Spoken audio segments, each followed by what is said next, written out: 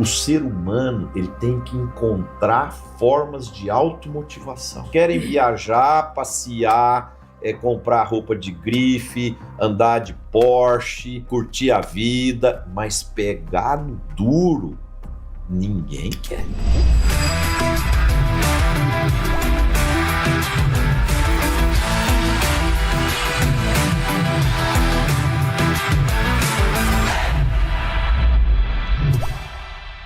Olá, seja muito bem-vindo ao podcast No Divã com a doutora Andréa Vermont. Você sabe que aqui é um espaço de muito conhecimento. Eu sempre gosto de dizer, eu acredito profundamente que o conhecimento liberta.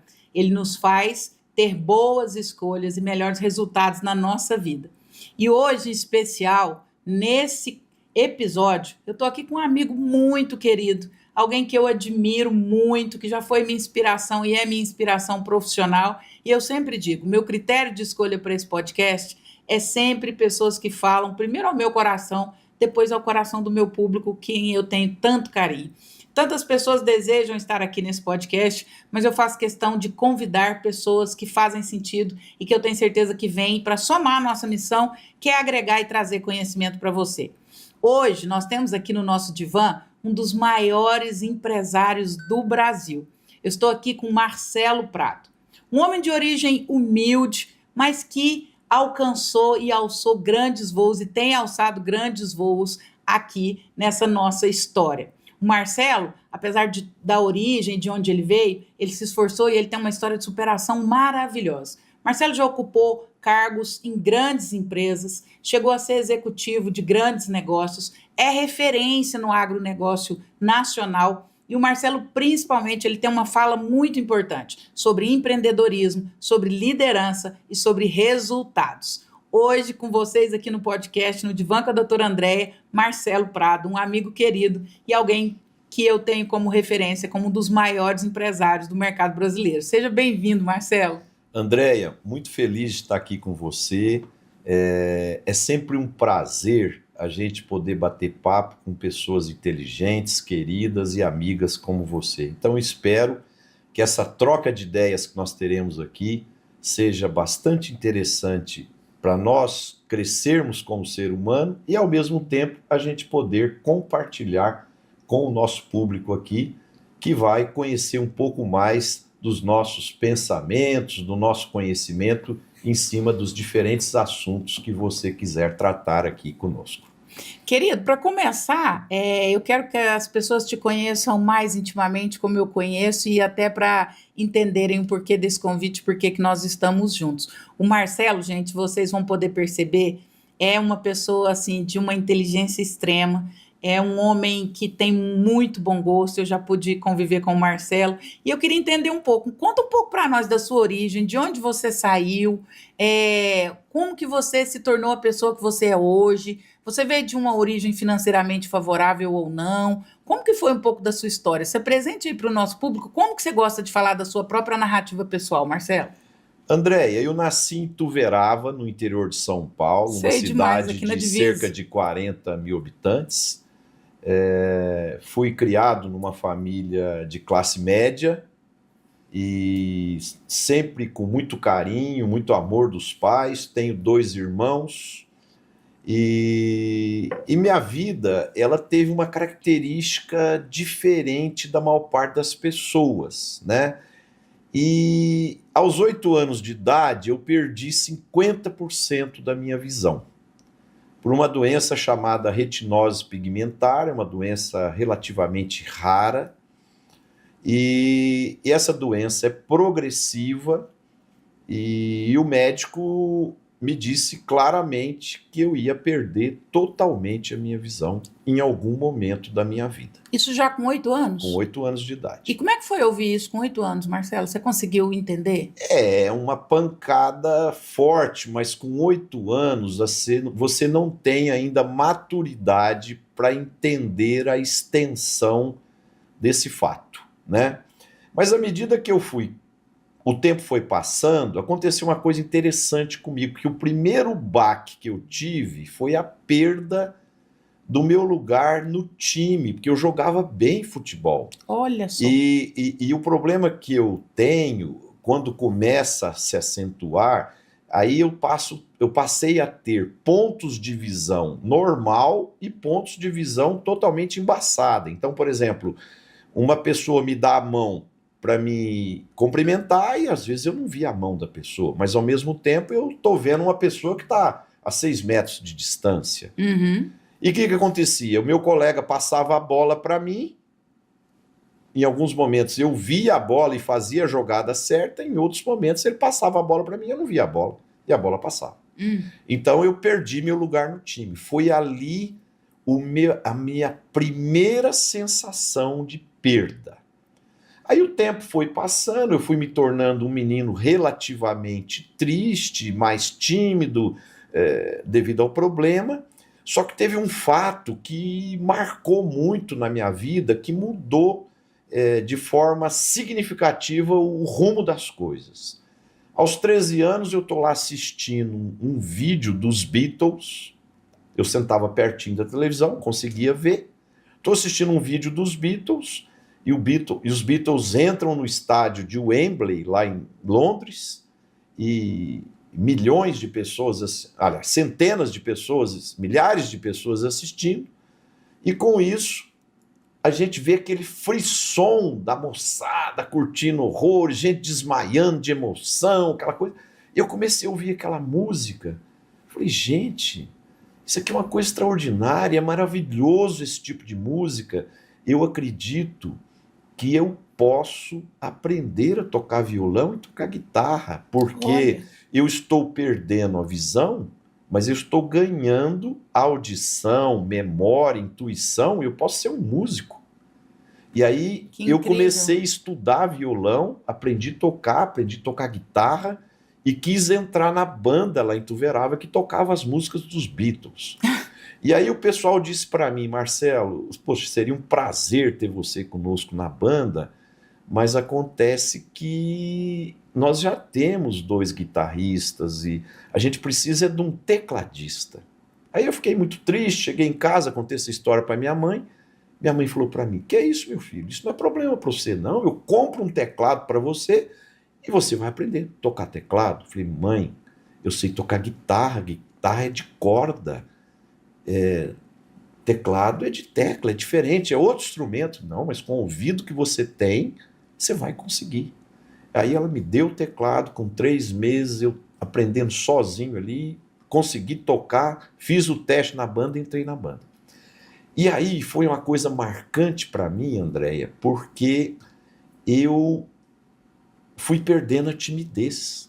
No começo eu tocava lá no fundo, quase não aparecia, né? Ficava escondido lá no fundo, aí eu fui perdendo a timidez, comecei a fazer uns lá, comecei a fazer uma segunda voz, aí cantei uma música, cantei 2, de repente eu já era o vocalista da banda junto com outro colega solista, então era o John Lennon e o Paul McCartney de Ituverava, né? Então era uma coisa incrível. E aí as coisas começaram a dar certo para mim. Quando chegou aos 17 anos, eu fui fazer inscrição para o vestibular na Unesp. Eu queria fazer agronomia. Só que o meu médico disse para mim, impossível você ser agrônomo, porque você está perdendo a visão e sem visão não dá para ser agrônomo. Aí eu falei para o médico, doutor, eu sou filho de agropecuaristas, neto por parte de mãe e de pai de agropecuaristas, e eu quero sim ser agrônomo, isso é meu sonho, e eu vou lutar pelo meu sonho. Aí fui fazer a inscrição do vestibular, levei um amigo comigo, pedi para ele preencher a ficha. Quando foi preencher a ficha, Andréia, a mulher viu e falou, espera um pouquinho, quem que vai fazer a prova? É você ou é ele? Eu falei, não sou eu. Ela falou, mas então é você que tem que preencher. Eu falei, eu não consigo ler letras pequenas e não consigo enxergar na linha para escrever. Então, por isso que eu estou pedindo para ele preencher para mim. Aí ela falou, não, se você não consegue ler a prova, você não pode fazer vestibular. Eu falei, não, isso não é problema meu, isso é problema seu. Ela falou, como assim? Problema meu? Você que não enxerga e o problema é meu? Eu falei, é isso mesmo, porque eu vou fazer vestibular e você vai ter que ler a prova para mim. Porque hoje, Andréia, existem esses conceitos de acessibilidade muito bacana, hoje as organizações estão todas preparadas para isso, mas há 50 anos atrás não estava, né? Aí a mulher falou, só tem uma chance de você fazer vestibular. Você tem que ir lá em Jaboticabal, na Unesp, falar com o reitor. Peguei o carro, fui lá, expliquei a história para ele. Ele falou, você vai fazer a prova. A prova são 5 dias, só que tem um negócio. Eu vou arrumar 5 pessoas diferentes para ler a prova para você. Eu falei, mas não há necessidade, pode ser a mesma pessoa. Ele falou, não, você é um cara envolvente. Se eu puser a mesma pessoa, no segundo dia o cara vai estar torcendo para você e vai te ajudar a fazer a prova. Ai, que ótimo. Falou desse jeito para mim. Ótimo. Mas aí eu sei que eu fiz a prova, fui aprovado em 9º lugar. Com 17 anos você já teve essa atitude? Aí eu entrei. E aqui eu quero aproveitar o gancho e falar um negócio com você, que nós precisamos mudar na educação de filhos. O sistema antigo era bruto, né? O que eu chamo de bruto? Eu sofri bullying, eu sofri todo tipo de apelido, meu apelido era cobra cega, coisas desse tipo.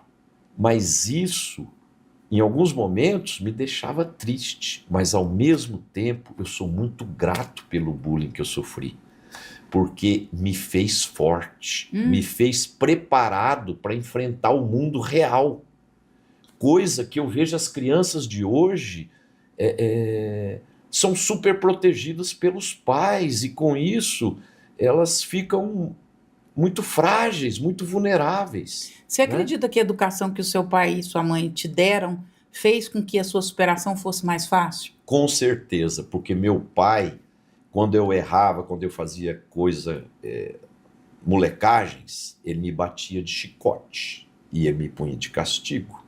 E minha mãe também, eram todos dois muito carinhosos comigo. Mas num sistema de educação muito rígido, muito duro. Por exemplo, eu vejo hoje, grande parte das famílias, por exemplo, eu ia de férias para o Guarujá, na casa de uma amiga da minha mãe, nós íamos de Fusca e eu ia sentado no chão. Porque não cabia a família inteira no Fusca, então parte da família sentava no chão do Fusca, atrás. E eu nunca reclamei, eu nunca tive o direito de falar que não quero ir para o Guarujá. Hoje os pais decidem ir para os Estados Unidos, para Orlando, e os filhos começam, não, mas eu não queria ir nessa companhia aérea, eu queria ir na outra. Eu queria ir para Nova York, não queria ir para Orlando, não queria ir para... né? Então, eu penso filho assim... de hoje tem vontade, né, Marcelo? Nós não tínhamos muitas vontades. Exato. E outra coisa, a nossa geração foi educada para fazer o que tem que ser feito, e ponto. Estando feliz ou não. Boa. Né? E o que acontece? Hoje o pessoal é muito frágil, busca só felicidade, o gramado do vizinho sempre mais verde do que o dele, então aí muda de emprego de 6 em 6 meses. Então eu acho assim, esse modelo educacional precisa ser revisto, na minha opinião. Marcelo, seus pais tinham dó de você? Não. Eles eram amorosos comigo, eles me davam apoio, a minha avó estudava comigo, eu tinha uma tia de criação que estudava comigo, a minha mãe estudava comigo, mas ninguém tinha dó de mim. Ninguém achava que você era menos por conta da sua condição limítrofe? Não. E isso me preparou para ser o cara que eu sou hoje. Porque você não se sente forte com um único fato. A fortaleza de um ser humano, ela é construída através das derrotas, das dificuldades, das limitações, das adversidades. Isso é um processo de construção de resistência e resiliência. Eu não acho que é só uma coisa isolada. Por isso que eu disse anteriormente para você que até o bullying que eu sofri na escola me ajudou a ser melhor. Te fez um ser humano melhor, mais forte. Exato. Bom, aí eu entro na faculdade. Vou fazer a faculdade, e aí acontece um troço muito interessante comigo, Andréia. Primeira aula de topografia. Tinha que medir lá uma fazenda, o professor dividiu os alunos em grupos de 4 pessoas, e eu fiquei com a caderneta para anotar os ângulos lá da luneta que o pessoal estava vendo no teodolito, que era um aparelho de fazer a medição, na época não tinha GPS, e 2 alunos ficaram com as réguas, que eles andavam 100, 120 metros de distância, e quem ficava na luneta do aparelho tinha que ler o número da régua e anotar e tal. E aí o meu amigo que está lá olhando na luneta começa a xingar, começar a ficar super agressivo, usar palavrões, e eu nunca gostei de palavrão, eu não gosto de agressividade, e aquilo começou a me incomodar. Eu virei pro cara e falei, pera um pouquinho, mas por que você está fazendo isso? Aí ele falou, eu não estou conseguindo ler o número da régua. Falei, segura aqui a caderneta, deixa eu olhar. Olhei, virei para ele e falei, cara, você não está conseguindo ler a régua? E eu que não estou conseguindo nem ver a régua. E aquilo, o cara paralisou na hora, pensou assim, pô, eu sou um estúpido, né? E o cara levando o problema dele com tanto bom humor, e eu aqui nesse estado de estresse total. Por que eu estou te contando essa história e para o público que está nos assistindo? Porque mesmo na adversidade, a gente precisa levar a vida de uma forma leve, com bom humor, tentar enxergar a coisa boa no momento ruim que você está vivenciando e passando, e tentar criar momentos melhores. Porque se você entrar no clima, por exemplo, se você hoje lê o jornal pela manhã e vê os problemas do Oriente Médio, o problema da inflação, o problema da corrupção em Brasília, o problema do juro alto, você dá um tiro no ouvido, né? Então, você tem que se blindar disso e tentar encontrar caminhos que possam ser melhores para te fazer um cidadão melhor, um ser humano melhor. E aí você se forma em agronomia. Me formo em agronomia. Passou muita dificuldade na faculdade para estudar, né, Marcelo? Muita. Sou muito grato aos meus colegas de república, colegas de classe que me ajudaram, os professores que faziam, por exemplo, prova de estatística, enquanto todo mundo demorava 3 horas para fazer a prova, que eram muitos cálculos, eu demorava às vezes 6 horas. Nossa. E o professor deixava eu ir com ele para o departamento, e ele ia fazendo outras coisas, e eu ficava lá quietinho, fazendo minhas contas, coisas. Então, assim, eu tive um apoio muito grande. Eu penso assim, a pessoa que tem uma limitação, Andréia, ela não precisa de dó. Ela precisa de apoio, de amor. Só isso. Fantástico. Ela não precisa... já eu vou te contar outras histórias e outros exemplos para você ver o que eu vivenciei. Bom, aí eu me formo, e naquela época não tinha processos de recrutamento igual existe hoje, aquelas dinâmicas, aquelas entrevistas, todo aquele processo bem profissional que tem hoje. Naquela época era indicação. Então, por exemplo, você conhecia uma pessoa, por exemplo, seu amigo, eu te encontro, você me conta que está precisando de um agrônomo. Aí eu falo, não, eu conheço fulano de tal, que é um cara muito bom, e te apresento ele. E você pensa assim, o Marcelo é meu amigo, ele não vai me pôr numa fria. Claro. Se ele mandou esse cara aqui, é porque o cara é bom, né? E assim eu fui apresentado pelo meu tio, Sérgio, irmão da minha mãe, para o Dr. Luiz Garcia, presidente da Algar. Ah, gente, a sua carreira começa na Algar? Começa na Algar. Mentira, não sabia. Aí eu venho... Chegou muito bem indicado. Aí eu venho trabalhar na Algar, muito bem indicado, porque meu tio era amigo do Luiz Garcia, e... Como primeiro emprego? Primeiro e único. e único. E aí você entrou num cargo lá embaixo. Entrei lá embaixo.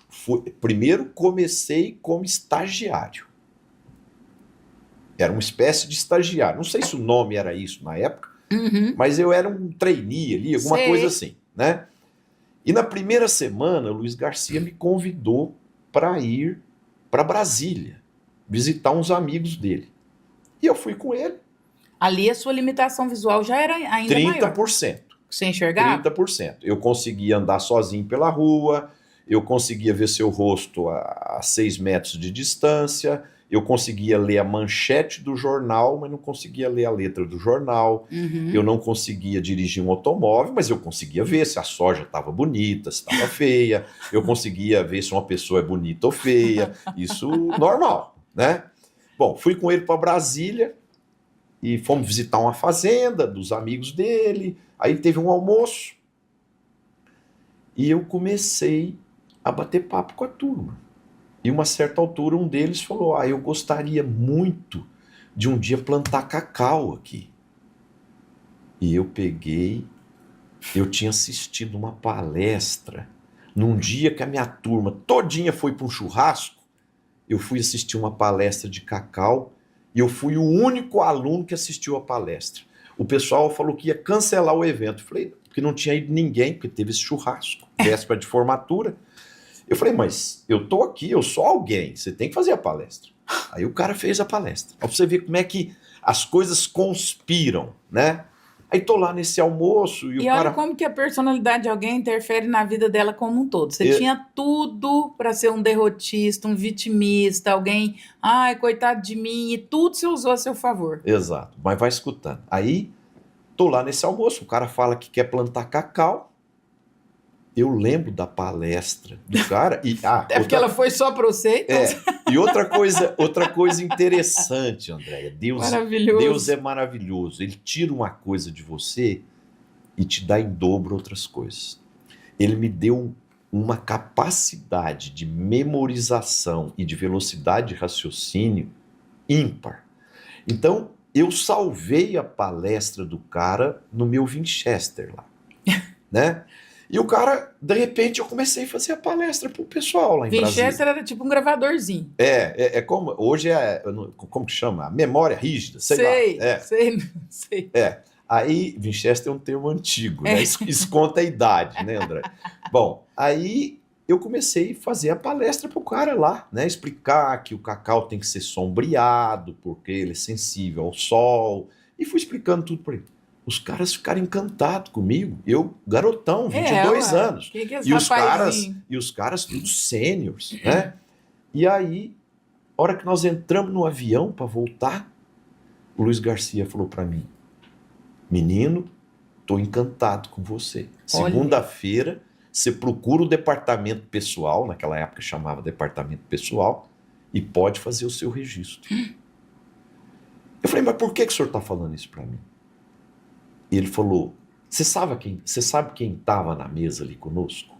Eu falei, não, eu só sei os nomes deles, o primeiro nome, mas não sei quem eles são e o que eles representam. Ele falou, aquele de camisa amarela era o ministro das telecomunicações. Nossa! O outro era o presidente da Telebrás. O outro era o diretor do Banco Central. O outro não sei o quê. E você tocou bem a bola pra caramba no meio dessas feras. E, pois é, eu nem sabia quem eles eram, né?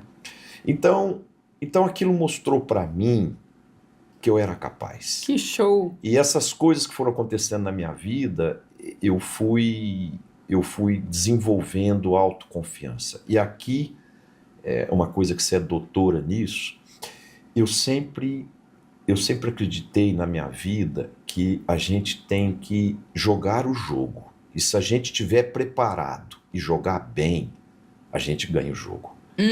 Se você não estiver preparado e jogar mal, você vai perder o jogo. Agora, não é porque você tem uma deficiência, ou porque você foi com a roupa feia, ou porque você fez isso ou fez aquilo. O ser humano adora tentar encontrar justificativas para a sua incompetência. Então é o seguinte, eu me esforço e me preparo para as coisas que eu vou fazer, né? Bom, eu vou só me permitir uma pausa para fortalecer isso que você falou. O ser humano adora arranjar justificativa para as suas incompetências. Olha que aula que nós estamos tendo aqui de empreendedorismo, de evolução, de superação, de liderança. Tá um deleite te ouvir, Marcelo. Eu estou aqui aprendendo com você, que delícia. Coisa boa. Bom, aí, Andréia, O jovem rapazinho entra na empresa, 22 anos, e dá um show, e aí você é efetivado. Exato.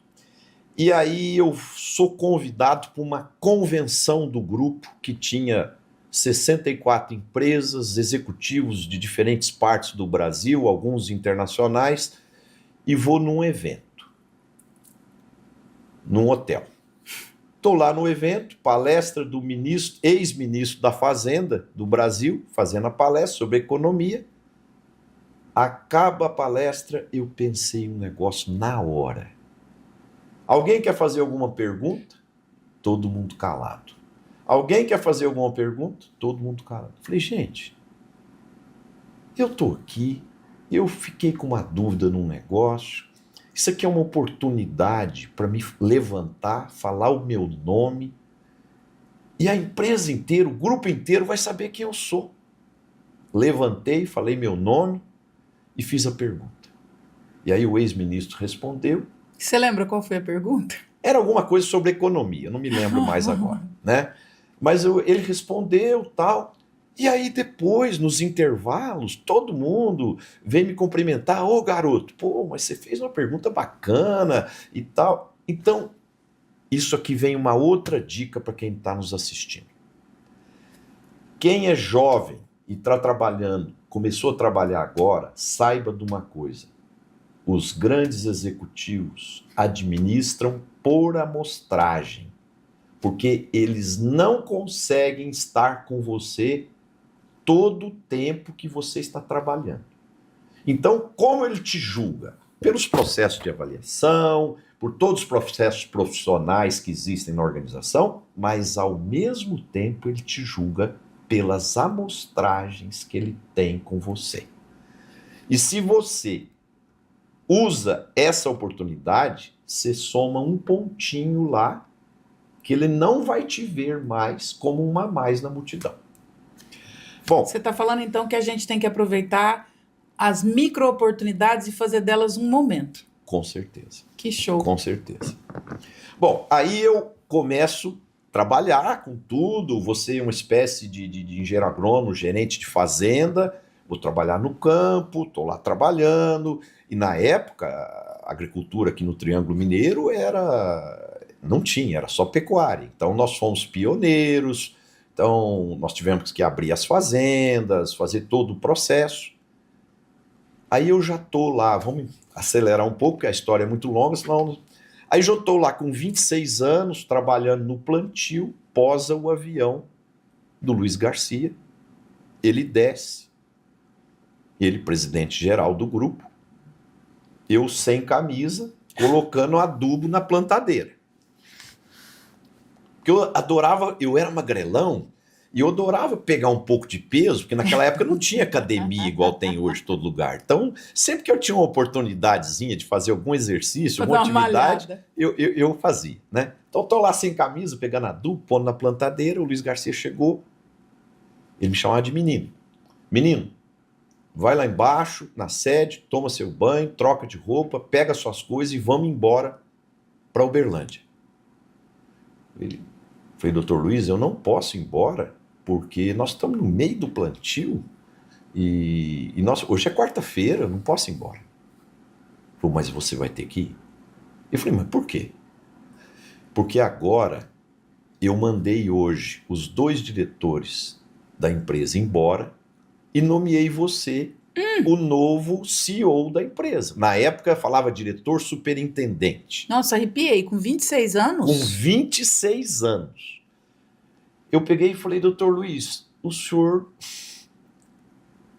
tem certeza do que o senhor está falando? Porque eu sou um agrônomo. Eu não entendo nada de administração, eu não entendo nada de finanças, de recursos humanos. Eu não estou preparado. Ele falou, isso não é problema meu. Isso agora é problema seu. Faça os cursos que forem necessários, se cerque de pessoas que possam complementar a sua competência, mas a chave da empresa está entregue para você.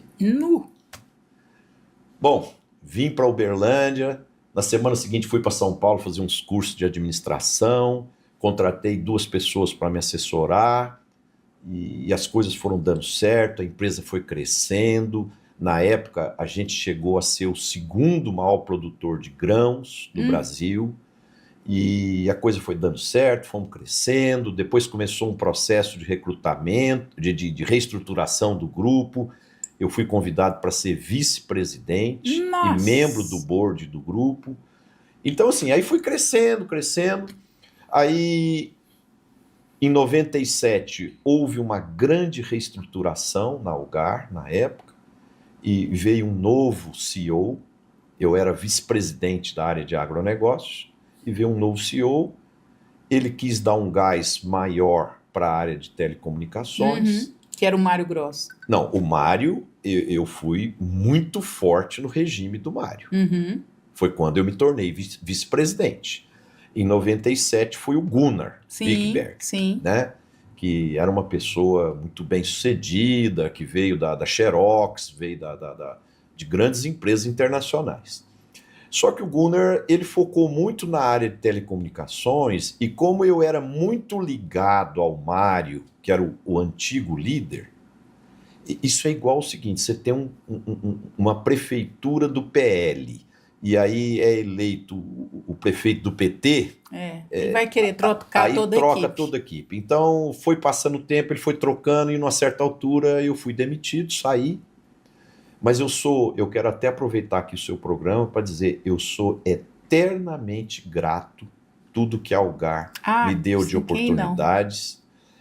O seu Luiz Garcia é uma pessoa que foi um segundo pai para mim. O seu Mário Grossi foi uma pessoa que me ensinou, me inspirou muito, e eu devo muito a Algar. Eu falo que a Algar é uma escola, né? Também trabalhei na Algar e foi uma escola fantástica. Eu tive a oportunidade de conhecer 50 países trabalhando na Algar. Nossa, que beleza. Bom, continuando a história. Aí eu saio, fico meio perdido, um mês, não sabia... Quantos anos você já tinha, Marcelo? Eu estava com 43 anos. Super bem sucedido já. Já bem sucedido, com uma razoável patrimônio, uma boa condição financeira. E aí eu resolvi montar a M Prado Consultoria, que é uma empresa de consultoria voltada para gestão na área de agronegócio. Uma das maiores do Brasil, deixa aqui registrado. Está entre as 3 maiores do Brasil. E aí o começo foi muito difícil, Andréia, porque primeiro nós tentamos trabalhar aqui em Uberlândia e rapidamente eu percebi o seguinte, que santo da casa não faz milagre. Sem dúvida. Né? E outra coisa que eu percebi, por exemplo, consultoria, quando você chega numa empresa, você começa a ver muito as carências, os pontos de melhoria, e às vezes a pessoa prefere mostrar as suas fragilidades para um estranho do que para um conhecido. Né? Então, a primeira estratégia de focar no mercado local não funcionou. E aí eu falei, poxa, nós já tivemos tanta consultoria internacional. Aí eu comprei uns ternão azul marinho, umas pastas executivas, e copiando as grandes consultorias internacionais, e começamos a andar pelo mercado. E aí aconteceu um fato extraordinário que mudou nossa vida. Nós fomos oferecer um projeto para o antigo Banco Real, que queria montar uma estratégia voltada para o agro, só que eles queriam preparar os gerentes deles para entender melhor a necessidade do agricultor e, com isso, prover soluções personalizadas. Só que o que aconteceu, Andréia? O cara achou a gente caipira. Nós estávamos com aquele terno azul marinho, sofisticado, mas a gente é do interior, nosso jeito de falar, nosso jeito de ser, é interiorano, não tem jeito. A gente não consegue disfarçar isso, né? E eu falei para o meu sócio na época, eu falei, nós não vamos pegar esse projeto porque ele achou a gente caipira. Ele falou, você acha? Eu falei, eu tenho certeza. Não saiu o projeto, só que aconteceu um negócio muito legal. Nós fomos pegar o avião de Uberlândia, de São Paulo para Uberlândia, e na época a Latam chamava TAM, e ela deu uma revista para nós, da Veja, que estava escrito assim: o Brasil que dá certo está no interior. E aí mostrava lá N histórias de Londrina, de Chapecó, de Petrolina, de Lucas do Rio Verde. E aquilo, quando eu somei o cara achando a gente caipira conosco, e aquela mensagem da revista que o Brasil que dava certo estava no interior, eu falei, aqui está a grande sacada. Nós vamos assumir o interior. O nosso lado caipira, vamos ter orgulho disso e vamos focar no nosso trabalho no interior. Aí foi igual leite no forno. Aí grandes companhias de insumos agrícolas contrataram nós para fazer trabalhos de profissionalização da gestão da rede de distribuição. Uma grande companhia internacional contratou a gente para um trabalho para 500 clientes no Brasil e fora do Brasil. Então, assim, aí a coisa foi indo super bem, as coisas foram dando certo. E nesse inteirinho, teve uma coisa também que foi muito bacana. Um dia, num domingo, eu saí para almoçar com a minha esposa e meus filhos, tomei lá um pouco de vinho, estava de bermudão, descalço, sem camisa, toco o telefone. O Marcelo Palmério, reitor da Universidade da Uniub de Uberaba. Xará, eu estou passando por Uberlândia, você pode me receber? Eu falei, claro, com prazer. Eu pensei, pô, o Marcelo é meu amigo e eu vou continuar do jeito que eu tô na minha casa, ele que está vindo aqui. Continuei lá, né, de bermudão, sem camisa, descalço. Chegou, sentou na sala, falou, Xará, eu vim aqui te contar um negócio. Eu falei, pois não. Falou, você é o novo secretário de Desenvolvimento Econômico do Estado de Minas Gerais. Mentira! A segunda secretaria mais importante do governo. Eu falei, Xará, mas você está brincando comigo? Ele falou, não, é sério, é sério. O Itamar Franco me ligou, pedindo uma indicação que fosse... Eu sou presidente de um partido aqui em Uberaba. Ele pediu indicação de uma pessoa que fosse bem aceita também em Uberlândia e Uberaba. Eu falei para o governador, governador, eu sou de Uberaba, vou indicar um cara de Uberlândia. Isso fica bem para o senhor? Ele falou, claro. Me indicou. Você ocupou cargo público também? Ocupei cargo público por 10 meses. Foi uma experiência muito legal, aprendi bastante. É uma secretaria que se envolve muito pouco com política e envolve muito em promover o desenvolvimento do Estado, Sim. Em atrair empresas para o Estado, negociar com embaixadas para fazer acordos. Então foi uma experiência muito legal. Bom, vamos trazer agora para hoje. Isso. Quais os desafios que eu tenho hoje, Andréia? Primeiro, é de concluir o meu papel de pai. Eu tenho 5 filhos, eu tenho 4 filhos formados, muito bem-sucedidos.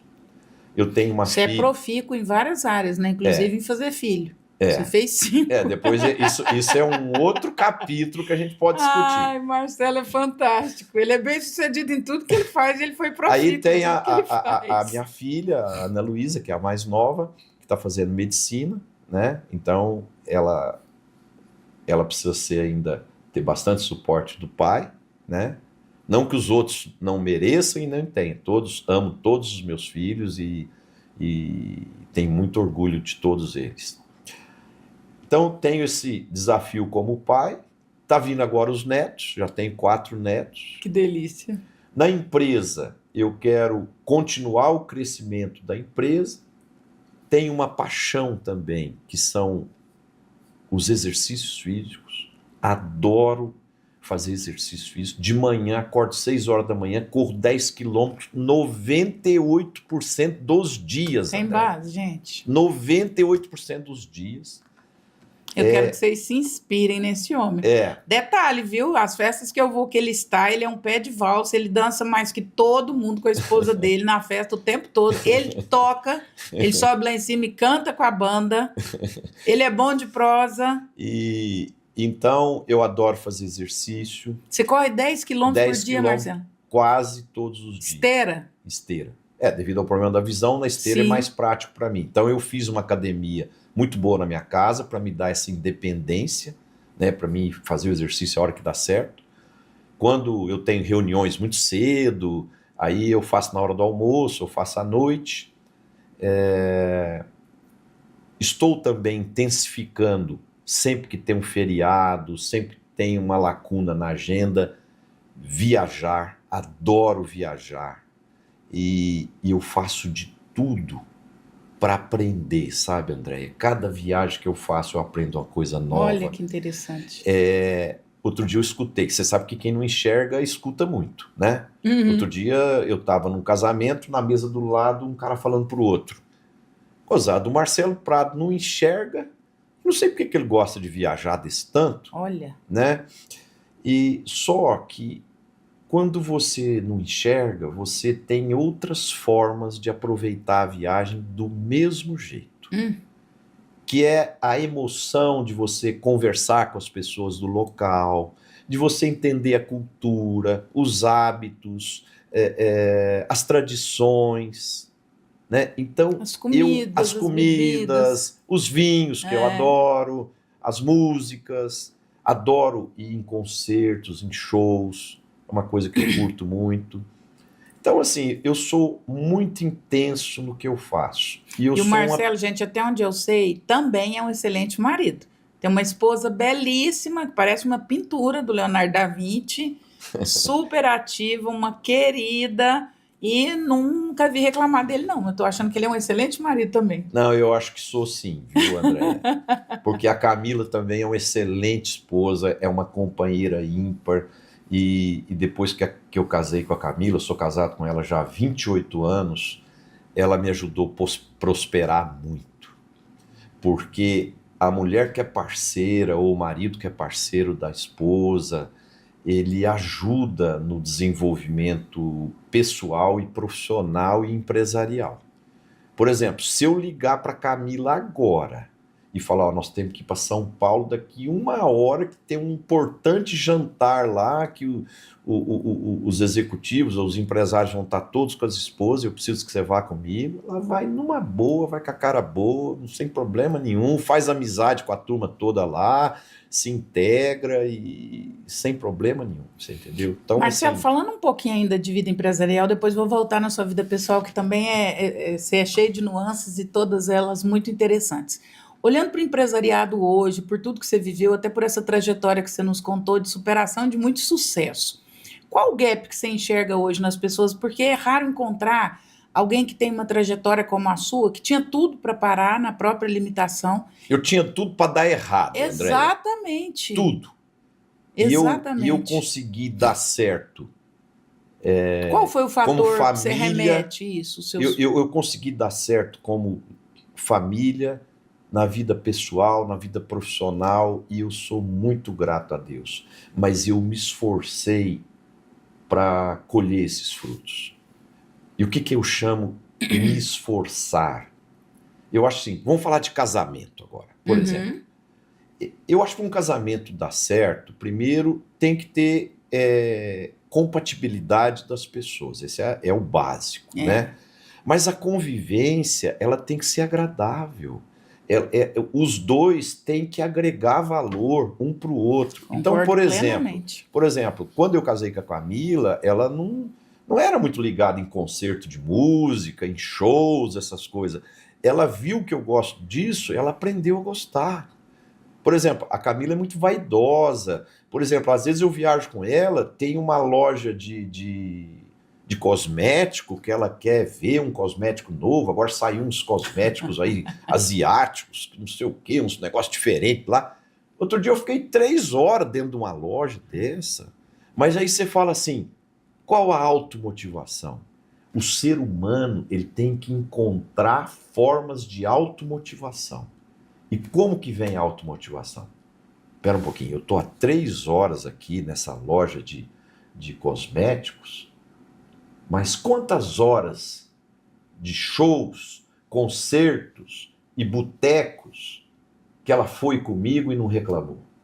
Então eu tenho que estar aqui com ela, do lado dela, naquilo que ela gosta. Né? Então, eu acho que a chave do seu sucesso, se é que eu posso falar isso, você nunca dependeu de vozes externas. Você tem uma conversa com você muito intensa o tempo todo. Então, sim, assim, quando veio a limitação, você mesmo conversou com você e falou como deveria resolver. Quando veio as barreiras foram sendo colocadas, você mesmo foi conversando com você. A sua automotivação é muito intensa. Sim. Você não depende de alguém para te motivar. Sim. E eu sempre encontro uma forma de me automotivar. Por exemplo, uma vez nós fomos para Tiradentes, uma viagem, família inteira, com vários amigos, nós fomos todo mundo de carro, e a pessoa que fez a reserva do hotel reservou num hotel errado, ele confundiu os nomes e a gente ficou num hotel péssimo dos péssimos. E meu filho, um dos meus filhos, estava menino de colo, mamando. E eu lembro que estava aquele estresse danado e tal, né? Aí, a hora que a Camila foi tomar banho, ela chegou brava e falou assim para mim, você viu que a torneira do chuveiro sai na mão da gente? Eu falei, mas tem um ponto positivo. O chuveiro é elétrico e não tá dando choque. Você tá entendendo? Então, assim, esse é um exemplo muito simples para você e para o nosso público aqui, é que você tem que sempre encontrar formas de se automotivar. Eu acho que deve ser muito difícil reclamar perto de você, porque você teria todas as razões para reclamar e você faz disso uma qualidade, então fica difícil reclamar. É difícil. É difícil. Porque você teria tudo para reclamar. É difícil. É difícil. E tem uma outra coisa também que eu desenvolvi, que faz bem.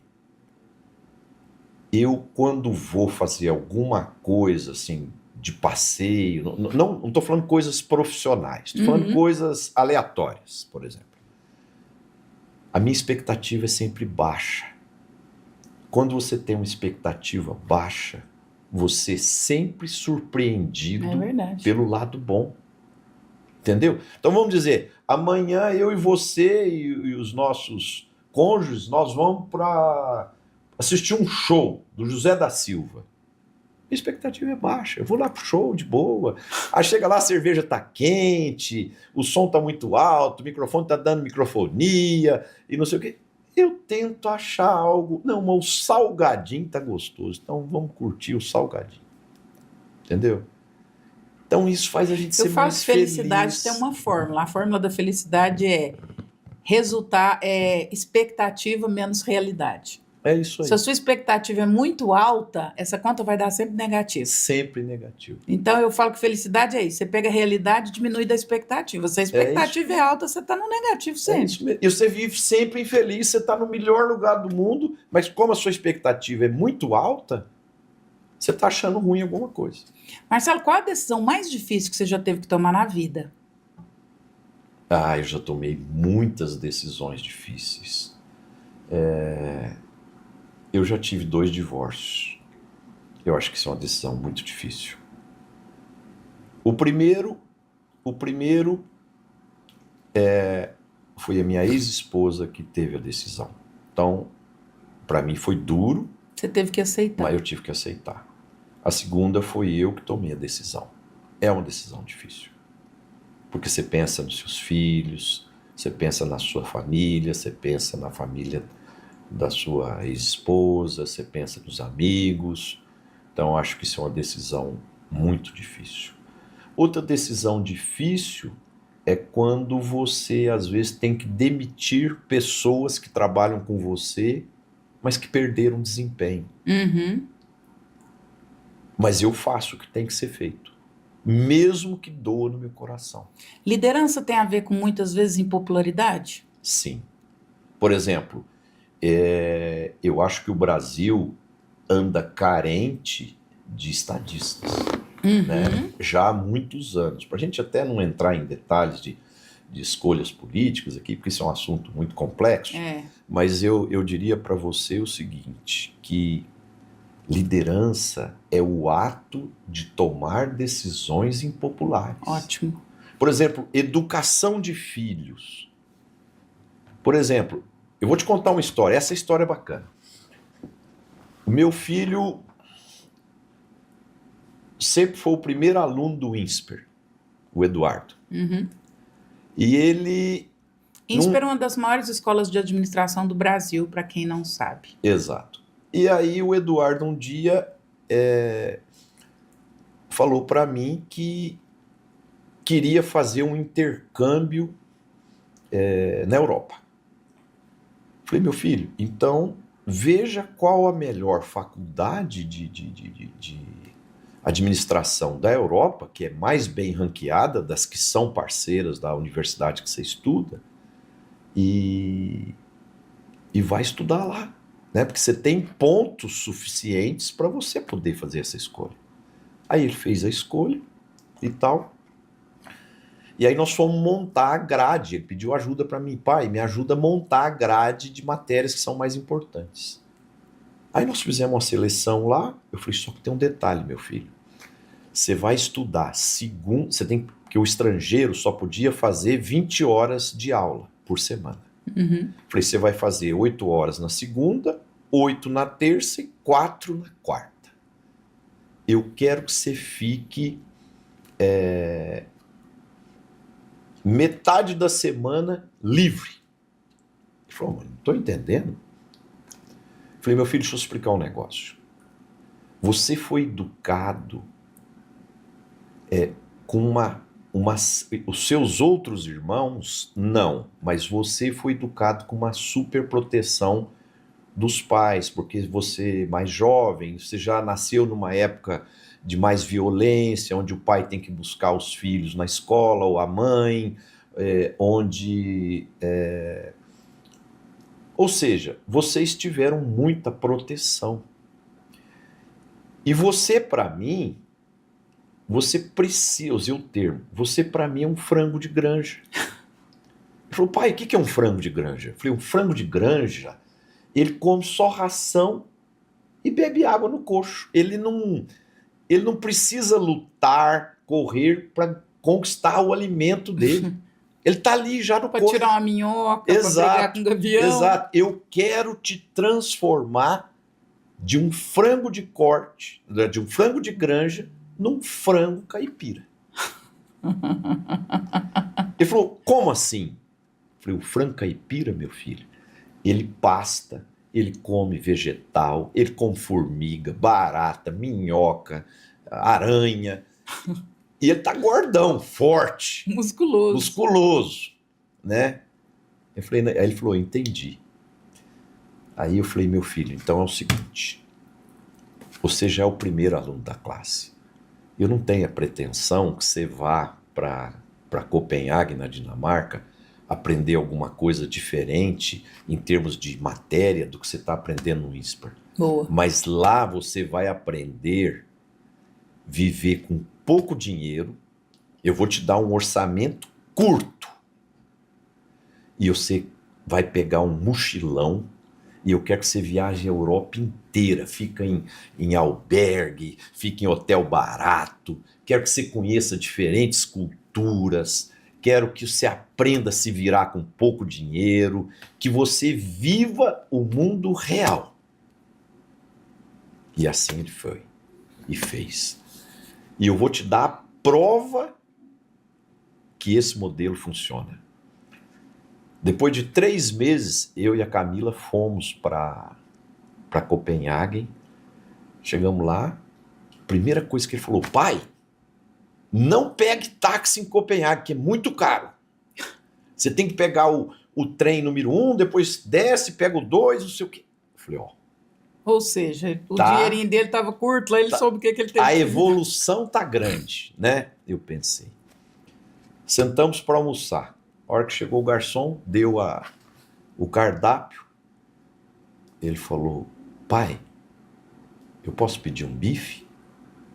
Eu falei, claro, meu filho. Mas por que você está falando isso? Porque faz 3 meses que eu não como carne de vaca, carne de boi. Porque meu dinheiro não dá. Eu só como frango e massa. Camila saiu até uma lágrima do olho. Eu quase chorei aqui, ué. E eu dei um sorriso de prazer. Falei, gente, a missão dele está sendo cumprida com louvor. Esse menino agora está preparado para enfrentar o mundo. Se formou, entrou numa empresa que é uma das mais disputadas do mercado lá em São Paulo, está indo super bem. E aqui tem uma outra coisa que eu quero aproveitar esse assunto. Eu tenho visto, porque na minha empresa a gente tem uma área de governança, a gente trabalha muitas empresas familiares, a gente anda pelo Brasil todo aí. Eu tenho visto muito filho de gente rica que não está virando na vida. Um dos maiores problemas do agro hoje é a sucessão. E por que os filhos não querem assumir, não é isso, Marcelo? Os filhos querem viajar, passear, comprar roupa de grife, andar de Porsche, curtir a vida, mas pegar no duro, ninguém quer.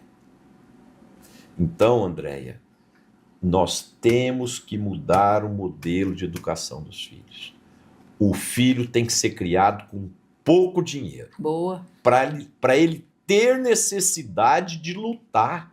Porque o que está acontecendo com os jovens de hoje, filhos de famílias abastadas? Eles se sentem classificados para a final. Boa. Entendeu? Eles estão classificados para a final. Boa. Eles acham que eles já estão na final. Então, qual a necessidade de lutar, de batalhar? Por exemplo, quando você vê famílias mais humildes, as pessoas têm gana. Por exemplo, uma vez eu vi o Jorge Paulo Lemann falando isso. Ele falou, na hora que eu vou contratar, nos processos de seleção, eu escolho as pessoas que vêm de famílias que são boas, que são bem preparados e tal, mas que vêm de famílias pobres. Porque o cara tem sangue nos olhos, tem ambição, ele sonha um dia dar uma volta, ter uma BMW, ter uma Mercedes, ter um seu... Então, o cara tem aquilo como gana, como sonho. Agora, os filhos das pessoas bem-sucedidas já têm tudo isso? O desejo nasce da falta, né? Se não há falta, não há desejo. Se não há desejo, não tem vida. Sim. Marcelo, o que hoje te chama a atenção? Você é um grande empresário e hoje inverteu a história, né? Tem vários meninos recém-formados entrando na sua empresa. Qual a competência que te chama a atenção quando você vê um jovem entrando na sua empresa e você fala, esse cara vai longe? O que para você te acende o sinal de alerta? O que me acende o sinal de alerta que a pessoa vai dar certo é quando ele tem garra e disponibilidade, Andréia. Eu acho que as pessoas, claro, tem que ter algum nível de conhecimento, algum nível de preparo e tal, mas para mim é as questões comportamentais que são as mais valiosas. Sem dúvida nenhuma. Porque aprender a usar o Excel, aprender a usar a inteligência artificial, aprender a usar uma ferramenta tecnológica, aprender a fazer o fluxo de caixa, isso tudo se aprende.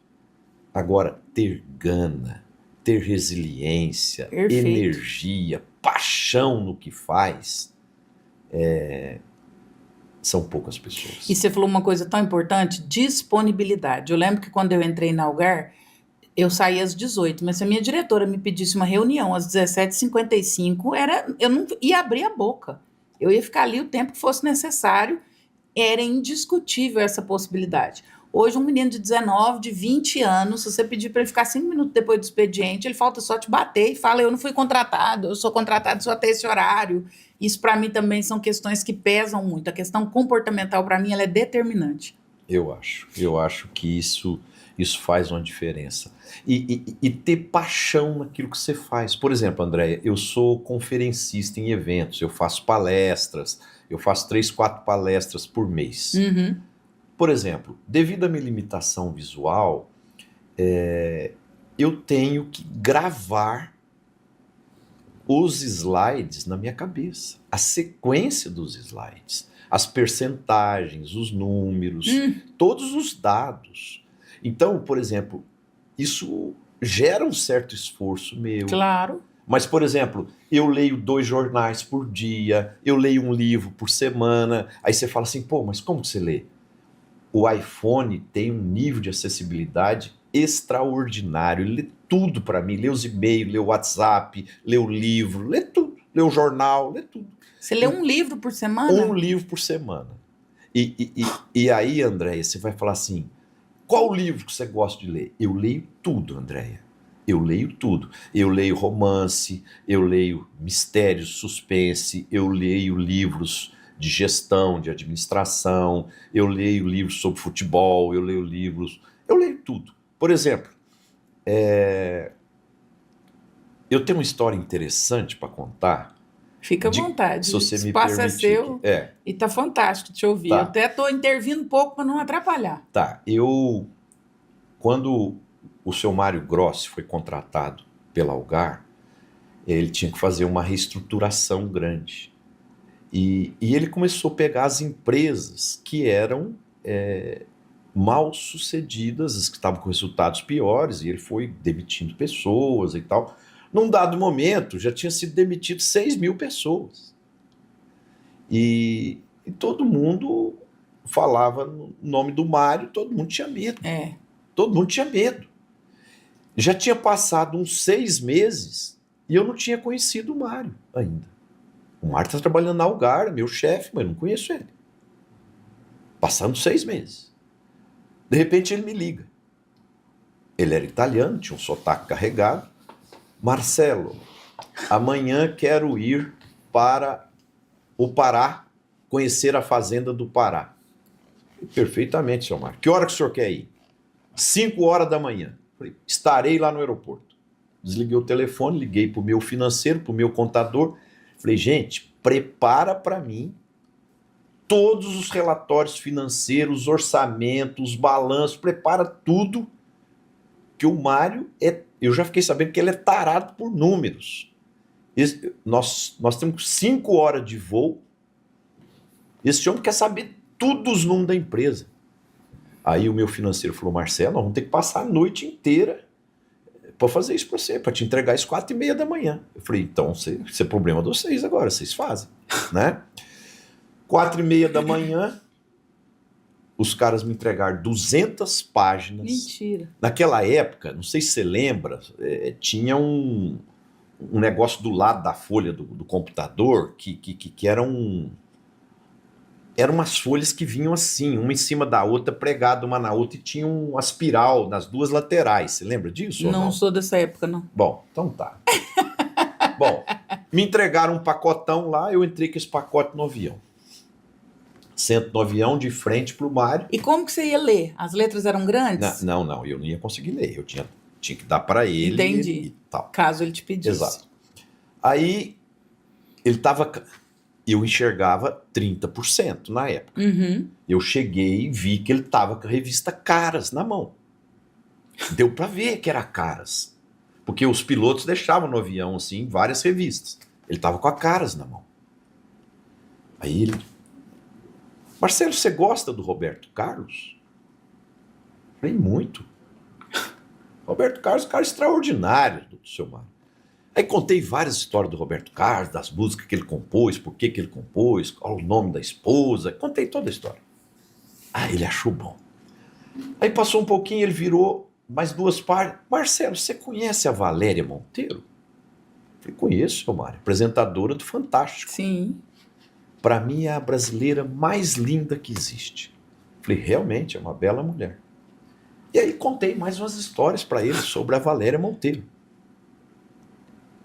Marcelo, e o fulano de tal? Aí eu contava uma história. E o ciclano de tal contava uma história. Resumindo, viajamos 5 horas, ele não tocou em assunto de finanças, nada, contabilidade. E só fofoca. Só fofoca. E nós nos tornamos ótimos amigos. Por que eu estou contando essa história para você? Você estava preparado. Porque, às vezes, uma cultura inútil pode te ajudar. Uhum. Tá? Então, leia tudo. Leia sobre futebol, leia sobre a fofoca, leia sobre economia, sobre política, porque conhecimento sempre vai te ajudar em algum momento. Pode ter certeza disso. Perfeito. Que perfeito. Entendeu? E isso tudo foi compondo essa pessoa que você é, né? Sim. Então, por exemplo, eu uso muito uma ferramenta chamada Google News ou Google Notícias, né? Que ela busca na internet vários assuntos que eu selecionei lá. Então é muito prático, Andréia. Por exemplo, as pessoas hoje em dia não gostam muito de ler, sabe? Então, assim, existem muitos aplicativos, muitas facilidades que te possibilita ter um conhecimento geral de tudo. Porque muitas vezes no mundo empresarial, às vezes a pessoa, por exemplo, se você está fazendo medicina, ou psicologia, ou se você quer ser economista, agrônomo, não importa. Às vezes a gente acha que só se fala nesse assunto, mas não, se você cair numa roda de médico, eles falam de política, eles falam do namoro do Vinícius Júnior com a Virgínia Fonseca, você entendeu?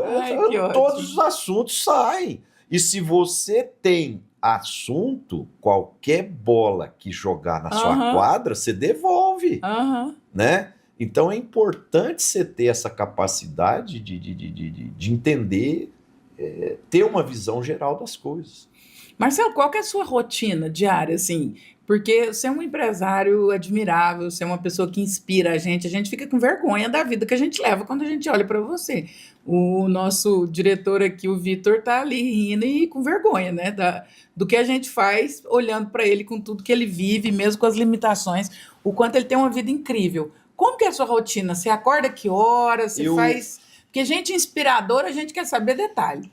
Eu acordo às 6 da manhã, todos os dias, tomo um copo d'água, que eu aprendi que faz bem para a saúde, tomar um copo d'água logo a hora que levanta, escovo os meus dentes, ponho minha roupa de ginástica, vou para a academia na minha casa e corro meus 10 quilômetros. Em jejum? Em jejum. Totalmente independente? Tomo 2 limões espremidos, porque para mim é bom eu tenho um pouco de facilidade de ter pedra no rim e eu tenho um pouquinho de refluxo. Então o limão me ajuda nisso. Eu tenho que tomar o limão e depois ficar 20 minutos sem comer, né? Mas eu fico mais tempo sem comer. Eu corro lá em 1h05, 1h10, os meus 10 quilômetros. E aí malho 3, 4 vezes por semana. Depois dos 10 quilômetros você ainda faz musculação? Sim. Aí eu tomo... E totalmente independente, totalmente sozinho? Não, eu tenho uma professora. Sim, mas eu digo assim, você se organiza dentro da sua rotina. Sim, aí eu saio, eu cabo meu exercício, subo, tomo meu banho, visto minha roupa e vou tomar café. Aí eu como um omelete com 3 ovos, tomo uma vitamina com abacate, que eu adoro. Isso é porque é bom para a saúde. Aí você fala, não, mas não tem outras coisas? Que tem várias outras coisas que eu gosto. Mas eu faço isso porque faz bem para a saúde. Você faz o correto, você faz o que precisa ser feito. Eu penso assim, tem coisa que você tem que escolher e tem coisa que você tem que fazer porque é bom para você e ponto. Entendeu? No começo, eu faço exercício desde os 33 anos. Hoje eu tenho 70 anos. Mentira! 70 anos. Então, eu faço o que faz bem para minha saúde e para me dar energia, me dar disposição, para mim poder ser pleno, né? Aí vou trabalhar, normalmente eu chego no escritório 9h30, 10 horas. Aí trabalho até a 1h. Aí vou almoçar a 1h. Meu trabalho é próximo da minha casa. Vou almoçar a 1h, 2h30 eu volto e fico até às 7 da noite. Trabalhando? Trabalhando. Gente. Isso é a minha rotina de trabalho. E ali eu recebo pessoas, tem reuniões, tem vídeo, conferências, recebo clientes, fornecedores, consultores que trabalham conosco. E essa é a minha rotina. É bem puxada. Um rapaz de 20 e poucos anos para te acompanhar passa aperto. Ah, passa. Passa. Passa mesmo. E no final de semana dança, canta, vai pra balada, vai pro show, adora viajar. Você gosta de balada? Às vezes gosto. Você gosta de dançar? Gosto de dançar, gosto de cantar. E agora, eu queria ter mais tempo para fazer essas coisas, sabe, Andréia? Eu queria contratar um professor de violão para me evoluir um pouco mais, porque eu poderia ficar melhor. Tem muita coisa que eu gostaria de fazer, mas vai ficar para a próxima encarnação. Eu brinco a mesma coisa. Eu falo, tem umas que vai Porque tem umas coisas, por exemplo, sabe uma coisa que eu sou frustrado? Eu gostaria de fazer a mesma palestra com desenvoltura que eu faço em inglês.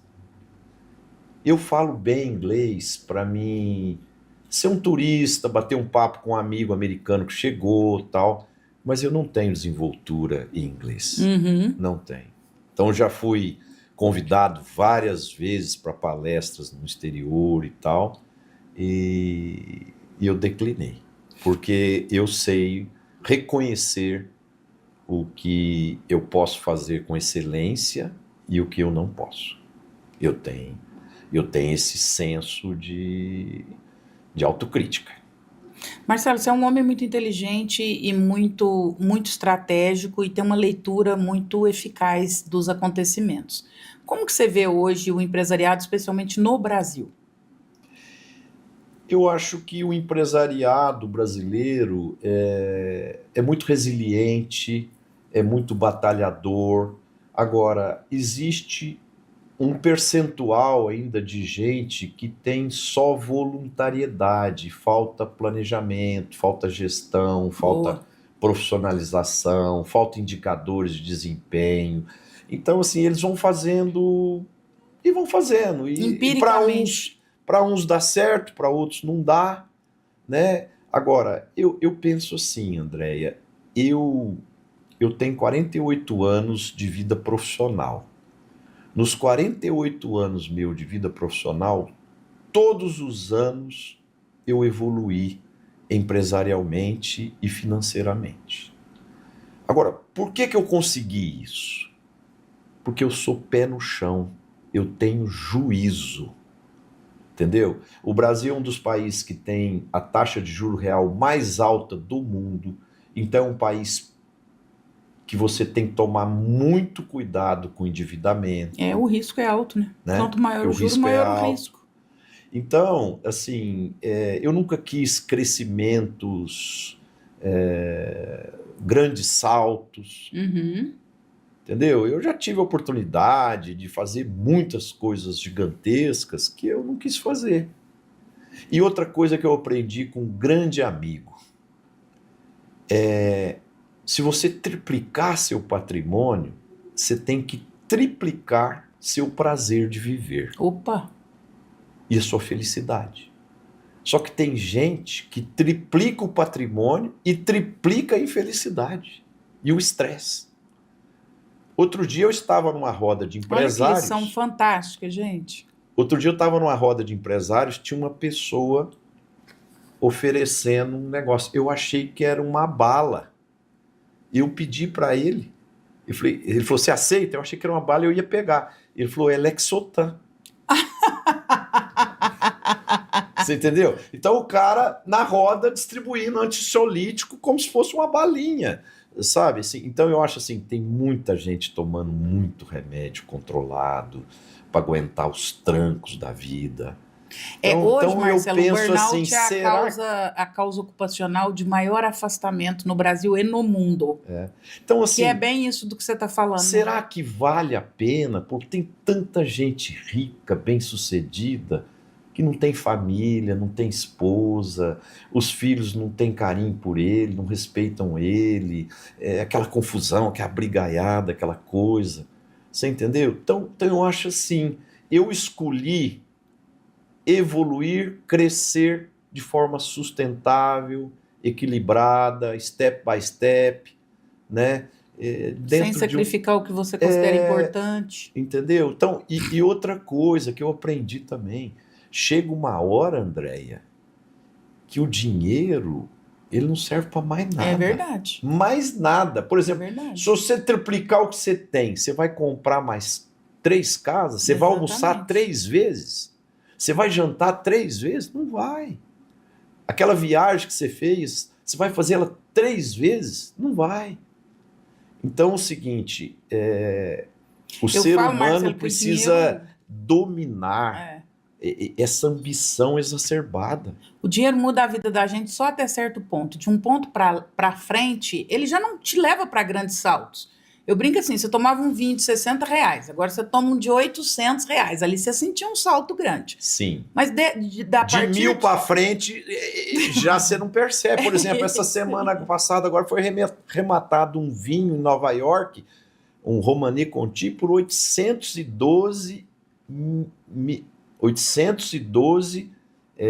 mil dólares. Quase $1 milhão, uma garrafa de vinho, Andréia. 4,2 milhões de reais uma garrafa de vinho. Eu brinco que eu gabaritei a vida quando eu estava na Itália, tomei um Brunello de Montalcino. Dali para frente não tem. Você já tomou um Brunello? Eu tenho uma história fantástica. Nossa, eu posso contar mais essa história? Pode, você está aqui para isso. Estamos à sua disposição, uma delícia. Eu estava com a Camila lá em Amsterdã e nós ficamos num hotel muito legal, só que ele era fora de mão, ele era num bairro residencial. Nós andamos a cidade inteira, andamos demais, chegamos à noite. Falei, Camila, nós vamos embora amanhã. E eu não vou voltar lá para o centro da cidade, não, nós vamos comer aqui no hotel mesmo. Ela falou, não, você tá certo, então vamos fazer isso. Aí sentamos lá no hotel, era um restaurante italiano no hotel. Isso é uma história de uns 25 anos atrás, né? Aí chamei o garçom, falei, cara, hoje é meu último dia aqui, eu quero tomar um vinho de primeira qualidade, e eu não entendo de vinho. Na época eu não entendia nada de vinho, hoje eu entendo bem de vinho. Traz um vinho para mim. Ele trouxe um Brunello de Montalcino. Aí eu falei para ele, cara, mas você me pôs numa boa, mas que vinho delicioso, que vinho gostoso e tal, né? Aí passou um pouquinho, eu chamei o garçom de novo, falei, escuta, você que vai escolher o que eu vou comer.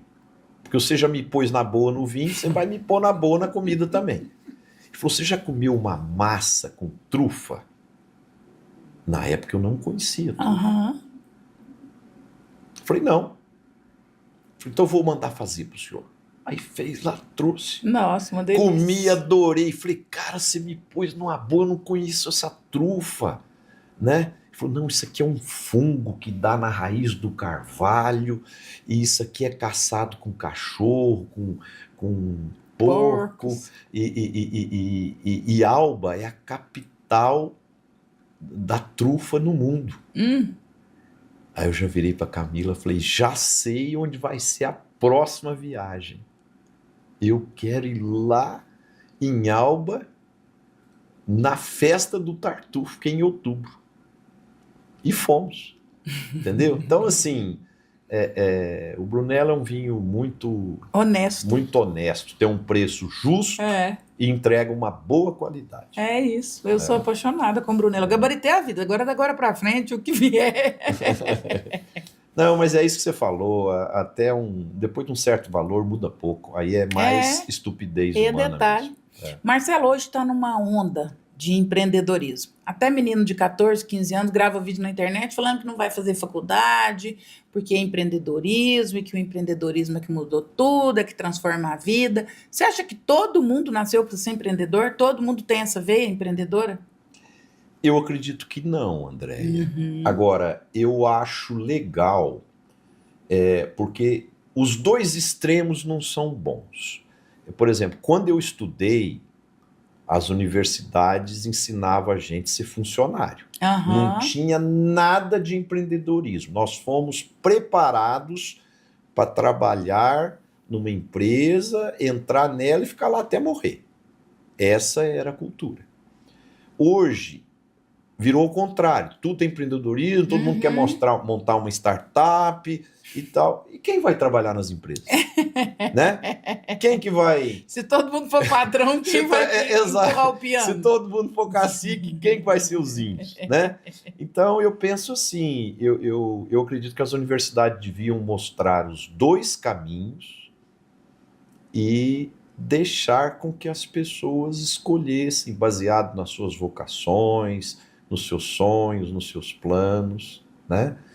E claro que é muito legal a pessoa poder ser empreendedora, montar um negócio que dá certo. Agora, você sabe qual o grande problema que essa geração tem? É que o Mark Zuckerberg se tornou um bilionário com 28 anos. E muita gente passou a achar que o que o Mark Zuckerberg fez, o que o Eduardo Saverin fez, o Elon Musk e outros aí fizeram, é para todos. É para todos. Isso você conta nos dedos de uma ou de duas mãos. É igual jogador de futebol. Não mais. De milhares, quantos viram Neymar? Exato. Entendeu? Exatamente. Então, isso acaba... Agora, uma outra coisa também que eu tenho percebido hoje, Andréia, e você é uma especialista muito brilhante na área de comportamento, é o seguinte: eu acho que as comparações que as pessoas fazem têm prejudicado muito as pessoas e têm feito muita infelicidade. Por exemplo, quando eu era criança, a minha mãe fazia um aniversário para mim com guaraná, coxinha e quibe e um bolinho. E aquilo era o máximo, a gente se sentia super realizado, feliz, né? E hoje, se a mãe faz isso, e aí depois você abre o Instagram e vê lá a festa da Virgínia Fonseca, do aniversário do filho dela, alguma coisa assim, às vezes vem na pessoa que tem menos condição financeira uma sensação de infelicidade. Né? E a Virgínia não tem culpa disso. Não é ela que tem culpa disso. Ela não fez nada de errado. Quem faz de errado é a gente. Por exemplo, poxa, eu vivo bem, mas se eu for comparar minha vida com o príncipe lá da Arábia Saudita... Você é um miserável. Eu sou um miserável. Marcelo, né? Eu falo que eu descobri que eu era pobre. Então eu não tenho que comparar minha vida com ninguém. Isso. Eu tenho que olhar para meu espelho e seguir em frente. Eu descobri que eu era pobre aos 8 anos, quando minha mãe me matriculou numa escola onde só tinha ricos. Até então eu não sabia que eu era pobre. Eu era super feliz dentro da minha realidade. Eu achava que aquilo era a vida feliz e completa. Ali, quando eu pude comparar, aí eu tive esse choque de entender que existiam outras possibilidades. Então isso que você está falando é muito verdadeiro. Então, mas aí naquela época, Andréia, você ainda tinha um pequeno universo de comparação que eram seus colegas da classe. Agora imagina hoje que você se compara com o mundo inteiro. A partir da internet, a comparação ficou grande. E você vai achar sempre um jeito de ser infeliz, porque você vai ter sempre alguém que tem mais que você. E uma coisa também que eu aprendi, que é o seguinte, por exemplo, eu sempre tive amigos que têm mais e que têm menos do que eu. Só que eu tenho que saber o meu lugar até onde eu posso ir. Tem gente que não sabe. Exatamente. Por exemplo, uma vez eu estava numa mesa de amigos e a gente queria ir num show do Johnny Rivers, um cantor norte-americano que ia dar um show lá em São Paulo. Eu falei, eu topo ir, vamos, tal.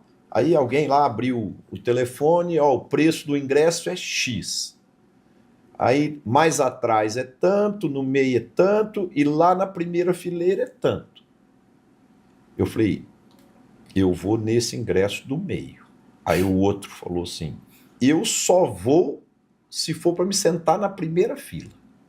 Eu Falei, então nós vamos fazer o seguinte, nós vamos todo mundo junto, eu vou sentar no meio, onde eu acho que é o meu lugar, o fulano aqui que quer gastar menos vai sentar mais atrás, e você que não tem limitações financeiras, você vai sentar na primeira fileira. A hora que acabar o show, nós vamos todo mundo junto jantar. E todo mundo vai ficar feliz. E assim foi feito. Só que tem gente que pensa assim, nossa, se o fulano vai na primeira fileira, eu tenho que ir, que eu tenho que mostrar para ele que eu também tenho a bala. Isso é bobagem, né? Isso é bobagem. Você não tem que... por isso que você tem que ter autoestima e saber que você é você e pronto. E você não é porque você fez isso, ou fez aquilo, ou comprou uma roupa de grife, ou tem um carro bacana, que você é melhor que alguém. Você não é melhor que ninguém, não. Né? Só que tem gente que não sabe dimensionar isso. Marcelo, a psicanálise vai dizer que o sonho, ele nos move, né? Ele faz com que a gente esteja vivo e correndo sempre atrás de alguma perspectiva. Qual o seu sonho? Você ainda sonha? Você ainda quer alcançar algo que você ainda não alcançou? Nossa, eu tenho muitos sonhos. Agora, eu quero contar um negócio para você que eu já falei isso para poucas pessoas, mas eu quero contar aqui para você. Marcelo, você tem vontade de enxergar bem? Eu tenho esse sonho. Mas desde que seja uma tecnologia comprovada num país de primeiro mundo, porque durante muito tempo, Andréia, eu tinha tanta vontade de resolver o meu problema que eu fiz tratamentos paranormais, que uma pessoa enfiou um garfo nos meus olhos. Nossa. Eu olhei, uma vez um índio mandou eu pôr araruta no olho e acordar 5 horas da manhã e esperar o sol nascer para eu ficar meia hora olhando para o sol. Ou seja, eu fiz uma cirurgia com um médico russo que colocou cartilagem de cadáver na minha retina. Nossa. Até isso eu já fiz. Então é o seguinte, você tem vontade de enxergar? Tem, só que tem uma condição. Além de ser um local de alta tecnologia, eu não posso perder os outros dons que eu ganhei. Porque se eu voltar a enxergar e minha audição diminuir, a velocidade de raciocínio, a minha intuição, a minha inteligência, a minha memória regredir, eu prefiro continuar como eu estou. Porque eu sou feliz do jeito que eu estou. Eu sou competitivo do jeito que eu estou. Eu não preciso da visão para me ser feliz. Por exemplo, uma coisa incrível que tem a falta de visão, porque o preconceito, ele é do ser humano. Então, por exemplo, se eu vou fazer uma palestra, por exemplo, aí para me subir no palco, a hora que me anunciam, tem uma pessoa, o meu assistente, que vai comigo até lá, me entrega o microfone, aí eu vou fazer palestra. 90% do público vai pensar, será que esse cara dá conta? Será que esse cara é bom? Será que esse cara sabe? Normal. É isso que as pessoas pensam.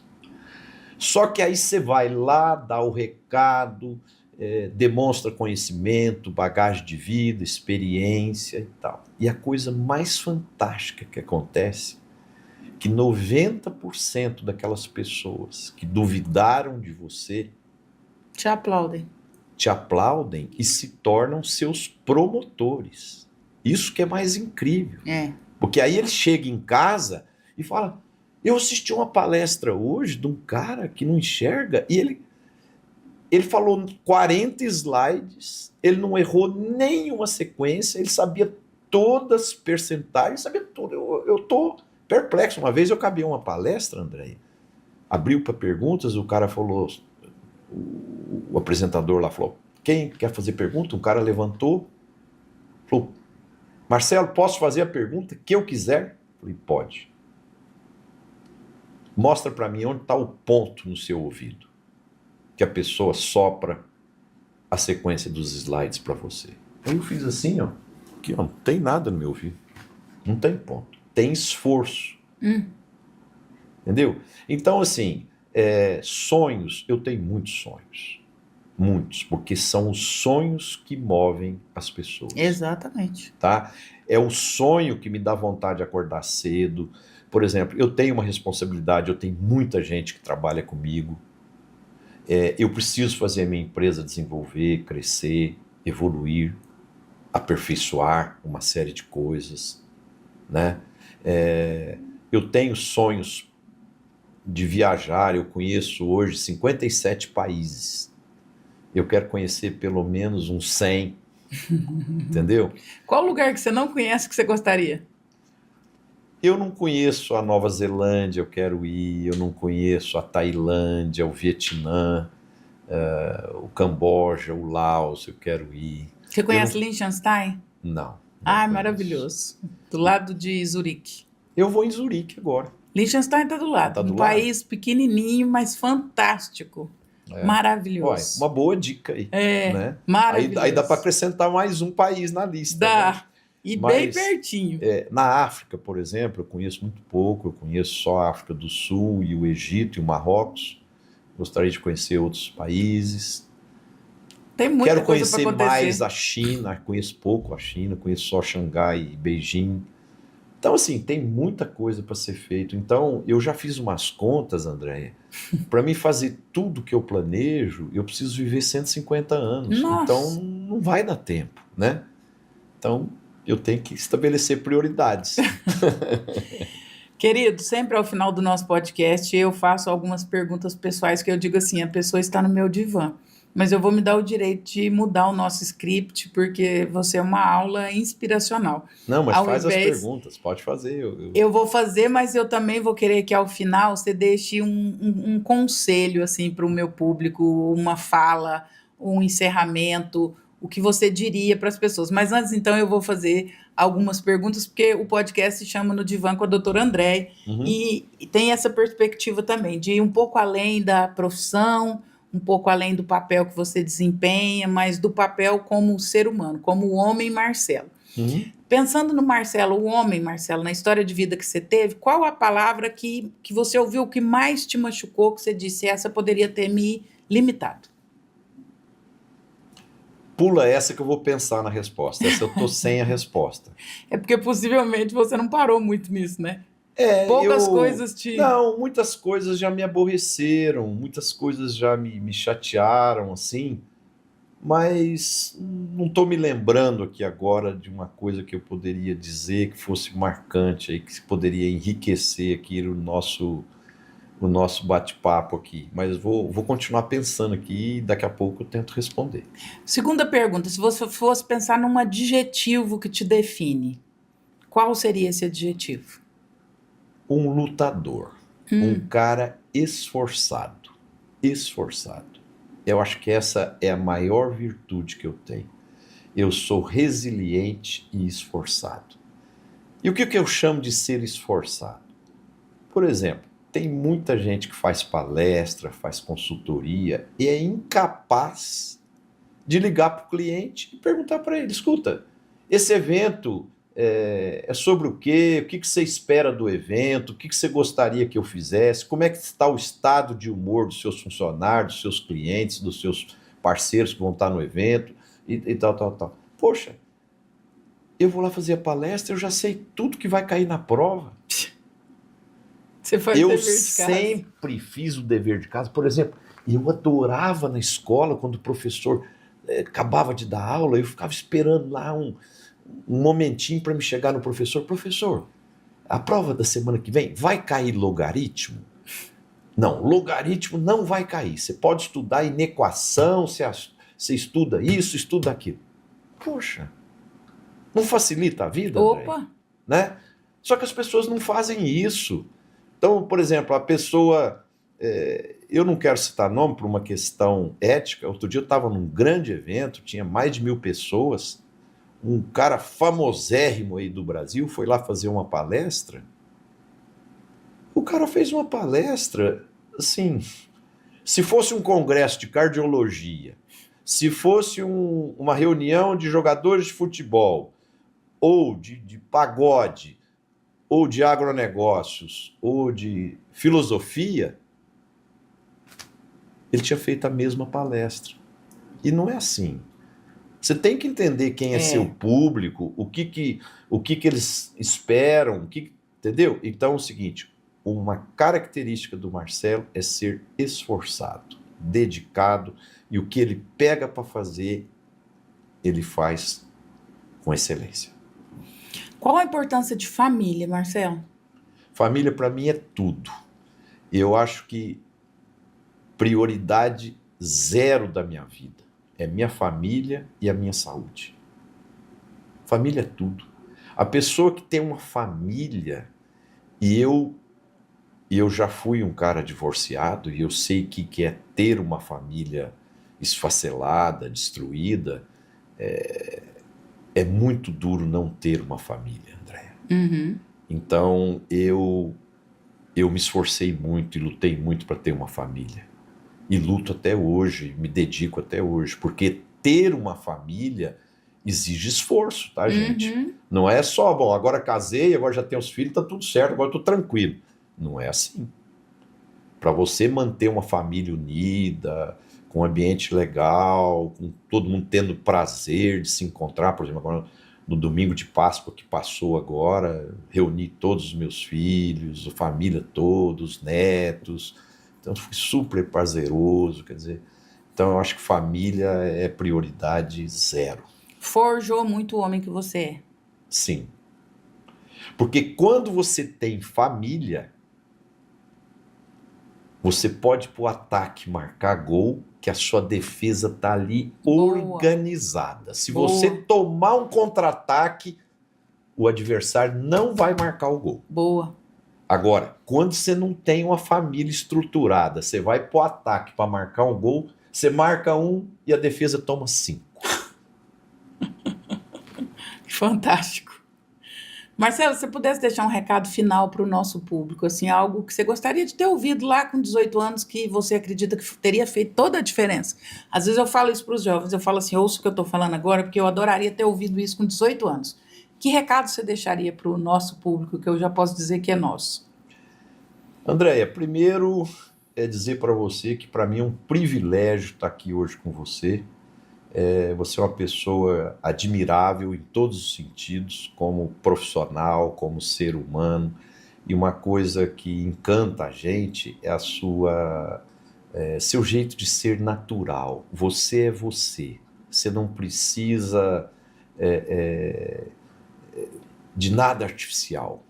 Você é um ser humano e uma profissional ímpar. Então você é admirável e você merece todo esse reconhecimento que você tem hoje do seu público, e com certeza ele será crescente. Obrigada. Porque os seus valores são muito grandes.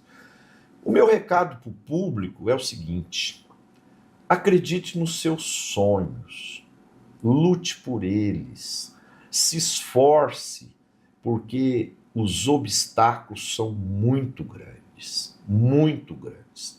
Alcançar os objetivos, por exemplo, quando você vê um jogador de futebol bem-sucedido, um empresário bem-sucedido, um cantor bem-sucedido, por trás daquilo já teve muita dor e sofrimento. Não desista no primeiro obstáculo, porque teremos muitos obstáculos pela frente, de todo tamanho, uns enormes, outros pequenos, mas seja forte, seja resiliente, enfrente as adversidades e saiba que isso não é só você que tem esse problema. Eu tenho, a Andréia tenha, eu tenho o homem mais poderoso do mundo, que é hoje o presidente dos Estados Unidos, ele tem muitos obstáculos e todo mundo famoso, reconhecido pelo sistema, pela sociedade, tem seus obstáculos. Então, por que uns conseguem superá-los e outros não conseguem? Por causa da garra, da determinação, da resiliência e do esforço. Então, é isso que faz a diferença, porque essas coisas ninguém pode fazer por você, é só você. Fantástico. Esse é Marcelo Prado, um dos maiores empresários do Brasil, mas seria muito leviano resumi-lo a somente um dos maiores empresários do Brasil. Marcelo é uma das pessoas mais incríveis que eu conheço. Depois desse bate-papo, assim, ainda aumentou, sem nem consigo mensurar a minha admiração por ele. O Marcelo é alguém que tira a gente do lugar comum. A gente ouve o Marcelo e a vida da gente vai sendo confrontada. Você começa a se perguntar sobre você, sobre o quanto você reclama, sobre o quanto você vê os seus desafios como dificuldade, sobre a sua rotina, sobre o seu cuidado com saúde, sobre a sua seriedade com os seus sonhos, com a sua família. O Marcelo tem esse dom de despertar na gente esse incômodo. Então, quero te agradecer, Marcelo, pela honra de ter te recebido aqui no nosso podcast. Nós vamos te dar um presente, é algo bem simples. Essa garrafinha aqui marca o nosso podcast. Muito obrigado. Ela tem aí a logo do nosso podcast. E ela vai ser muito útil, porque eu acabei de fazer o meu check-up e o único puxão de orelha que eu tomei do médico foi que eu preciso beber mais água. Pronto. Então você vai ser acompanhado por nós aí na sua hidratação. Na minha mesa, viu? O dia que você for lá no meu escritório, você vai ver, vai estar lá do meu lado.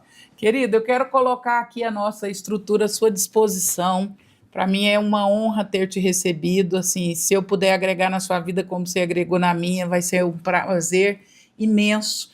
Você é um homem que tem um potencial ainda de alcançar alguns lugares que eu vejo que ainda anseiam pela sua presença, pelo seu conhecimento, pela sua inspiração. Então, coloco aí a nossa estrutura, a nossa empresa à sua disposição. O que a gente puder fazer para somar ainda mais a sua missão, que já é tão belíssima, nós estamos à sua disposição. Andréia, eu te admiro muito e eu gostaria muito de um dia a gente poder fazer algum projeto juntos. Vai ser um prazer. Tá? Então fica aqui o desafio para nós dois. O meu pai dizia assim, aonde você pôr o pé, eu ponho o pé junto. Vai ser uma honra. Então, tá bom, o convite está aceito. Então já está combinado. Vai ser uma inspiração. Você já é uma inspiração, vai ser a concretização disso.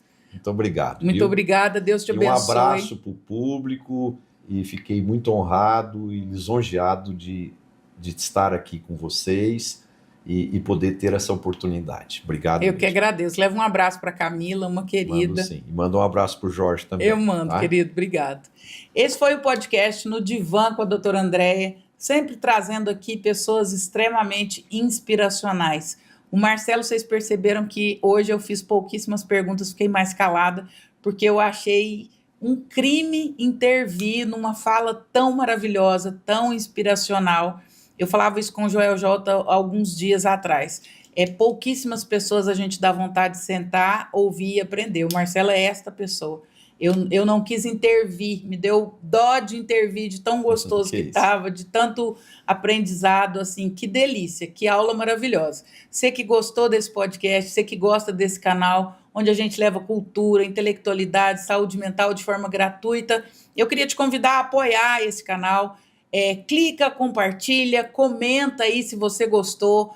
Convido o Marcelo para voltar, que com certeza, se houverem pedidos no comentário, nós vamos trazer o Marcelo novamente, vai ser uma honra receber. Isso não foi nem 10% do que ele é, ele tem muito, muito, muito mais para nos ensinar.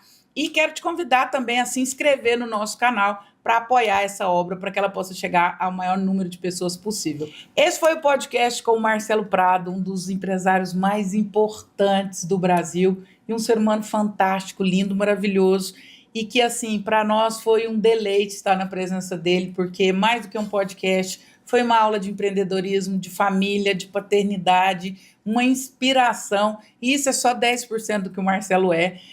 Coloca aí nos comentários, #VoltaMarcelo, que vai ser uma honra trazê-lo. E agora eu quero te pedir algo muito especial, algo que vem do meu coração. Eu costumo dizer que o lugar está ali para ser ocupado e tem muita gente ocupando espaços sem ter o que oferecer.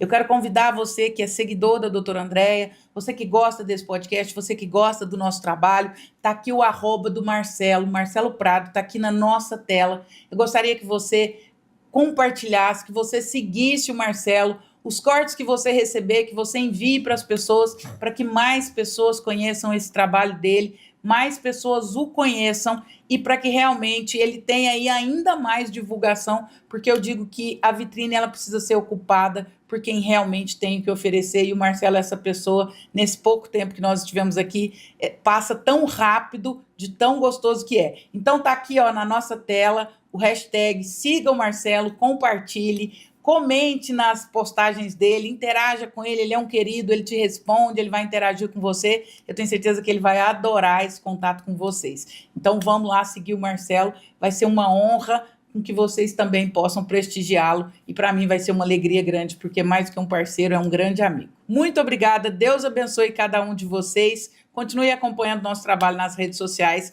para que cada vez nós possamos trazer, através de pessoas tão maravilhosas quanto ele, mais inspiração para o seu dia a dia. Grande abraço.